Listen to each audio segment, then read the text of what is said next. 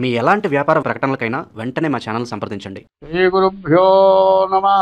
హరి ఓం. శ్రీ మహాగణాధిపతయే నమ.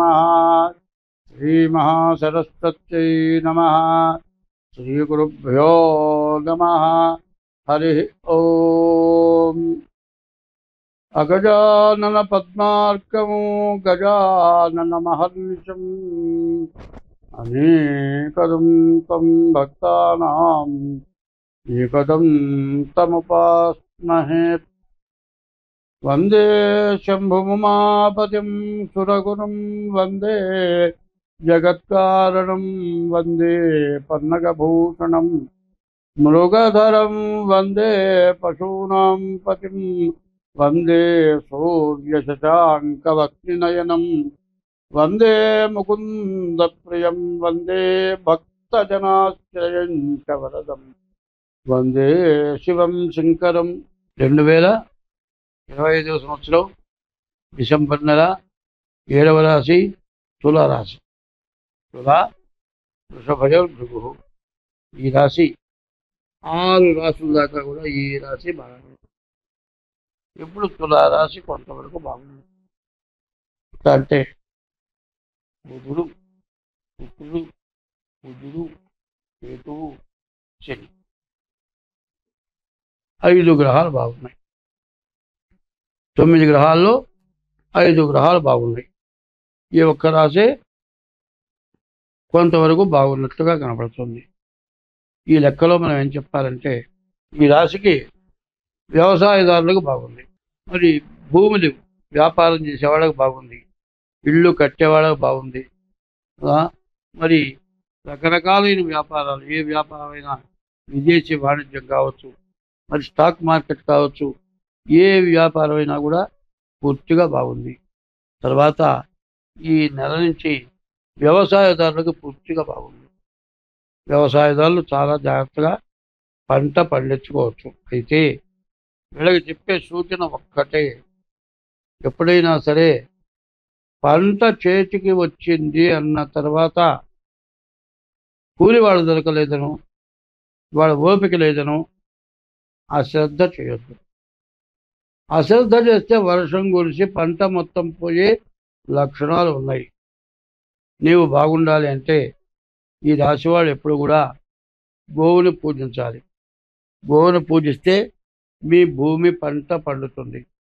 తర్వాత ఈశ్వరార్చన చేయాలి. ఈశ్వరుని పూజించండి. ఈ రాశివాళ్ళకి బాగుంటుంది. మరి ఇల్లు కట్టుకోవాలి, పెళ్ళి కావాలి అని కోరుకునే వాళ్ళు ఎంతోమంది ఉన్నారు. జీవితంలో మానవుడికి 3 రకాలు ఉన్నాయి. ముందు విద్య, తర్వాత ఉద్యోగం, తర్వాత వివాహం, ఇవి తర్వాత సంతానం. ఈ 4 అవసరమైనవే. విద్య వచ్చిందాక ఒక బాధ, విద్య వచ్చి ఉద్యోగం రాక, చాలామంది ఉద్యోగం లేక ఇబ్బంది పడుతున్న వాళ్ళు చాలా ఉన్నారు. అయితే విద్య దేనికి అనేది ముందు ఆలోచించుకోవాలి. విద్య విజ్ఞానానికి విద్య. విజ్ఞానం కలిగి ఉంటే అందరితో కలిసి మాట్లాడగలం. ఇప్పుడు చదువుకున్న వాళ్ళు ఏంటంటే వాళ్ళతో సమానమైన చదువుకున్న వాళ్ళతోటే వాళ్ళు కలుస్తున్నారు. ఐశ్వర్యవంతులుంటే వాళ్ళతో సమానమైన వాళ్ళని వాళ్ళ ఇళ్లలో కార్యాలకు పిలుస్తున్నారు. కానీ తనకంటే తక్కువ వాళ్ళని చూచే ఉద్దేశం లేనే లేదు. ఇవాళ తిరుపతి దేవస్థానం ప్రధాన అర్చకులు లాంటి వాళ్ళే చెబుతూ ఉన్నారు, హుండీలో డబ్బులు వేయబాకండి, పాడుబడ్డ దేవాలయాలను పోషించడానికి ప్రయత్నం చేయండి. ఈ డబ్బు మొత్తం ప్రభుత్వానికి తప్పితే ఎవరికి వచ్చేది ఏమీ లేదు. దేవుడి కైంకర్యాలు మొత్తం ప్రజలే పోషిస్తున్నారు. కాబట్టి ఎక్కడైనా కష్టాలు వచ్చినప్పుడు ప్రజలకు ఉపయోగపడితే మంచిది ధనం.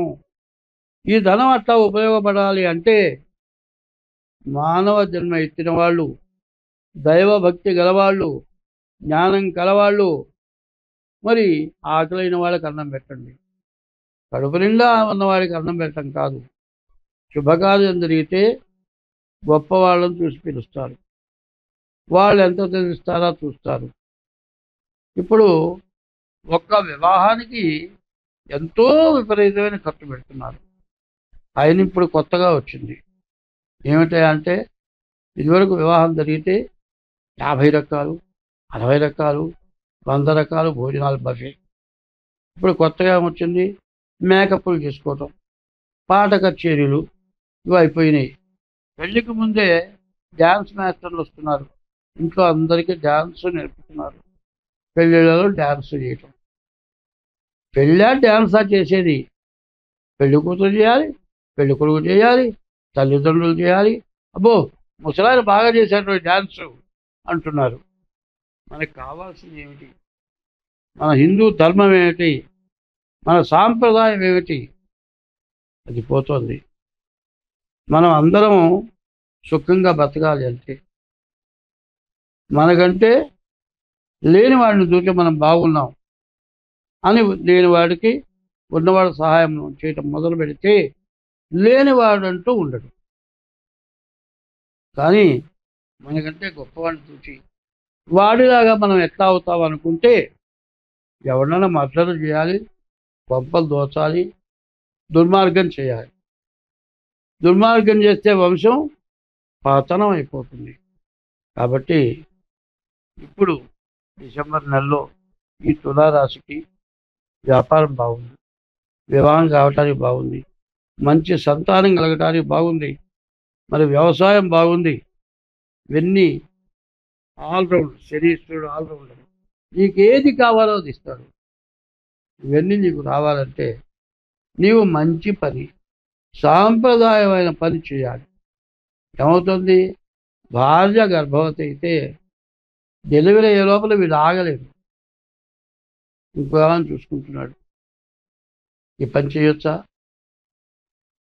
మరి ఇంకా పరిస్థితి ఏమిటంటే, ఇద్దరం చదువుకున్నాం, ఇద్దరం ఉద్యోగం చేస్తున్నాం, నేను పని చేస్తాను, నువ్వు పని చెయ్యి. నేను ఇల్లు చిమ్ముతా, నువ్వు గిన్నెలు గడుగు. ఇట్లా తయారవుతుంది వ్యవహారం. అన్నీ చేయొచ్చు, కానీ ఒకటి మాత్రం చేయడం చాలా కష్టం. అన్నీ పంచుకున్నావు, పిల్లల కంటే ఇద్దరు చెరవడం అన్నారు, అది జరిగే పని కాదుగా. ఎవరు ఏది చేయాలో అది చేయాలి. నా పని నువ్వు చేయలేవు, నీ పని నేను చేయలేను. కాబట్టి ఈ తప్పులు ఎందుకు వస్తున్నాయి, ఈ బాధలు ఎందుకు కలుగుతున్నాయి? నిన్ననే ఒక చోట చూసా, పిల్లలు తల్లి గర్భసంచి పనికిరాలే, అన్ని వివరాలు ఉన్నాయి, సంతానం కలగటానికి అవకాశం ఉంది. సరే, వేరే గర్భసంచి అప్పు తెచ్చుకున్నారు, వీళ్ళ ఇంద్రియాలు వాళ్ళకి సంప్రాప్తం చేశారు, ఓ 10 లక్షల కాంట్రాక్ట్ మాట్లాడుకున్నారు. పిల్లవాడు పుట్టాడు, అయ్యో తల్లి పాలు లేకపోతే ఎట్లా అనుకున్నారు. తల్లి పాల కోసమని పిల్లవాడితో పాటు తల్లిని కూడా దగ్గర పెట్టుకున్నారు. ఇది పిల్లాడిని ఏమని ఉంటుంది? నీ పిల్లాడు ఎట్లా అయినాడు? నీ యొక్క ఇంద్రియంతో పుట్టాడా? ఇంద్రియ నిగ్రహం కావాలి. ఇంద్రియ నిగ్రహం అంటే ధర్మో రక్షతి రక్షిత, ధర్మంతో ప్రవర్తించాలి.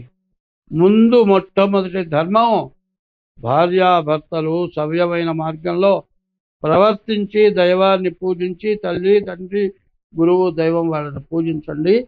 వీరందరూ బాగుంటారు. ఈ రాశికి బుధుడు బాగున్నాడు, వ్యవసాయం బాగుంది. బుధుడు బాగున్నాడు, వ్యాపారంగా బాగుంది. శుక్రుడు బాగున్నాడు, ఇల్లు కట్టుకుంటానికి, ఇంటికి సంబంధించిన వాటన్నిటికీ బాగుంది. శని బాగున్నాడు, వ్యాపారాల్లో ఇనుముకి సంబంధించిన వ్యాపారాలు బాగా సాగుతాయి, అన్ని విధాలా బాగుంటుంది. స్వస్తి.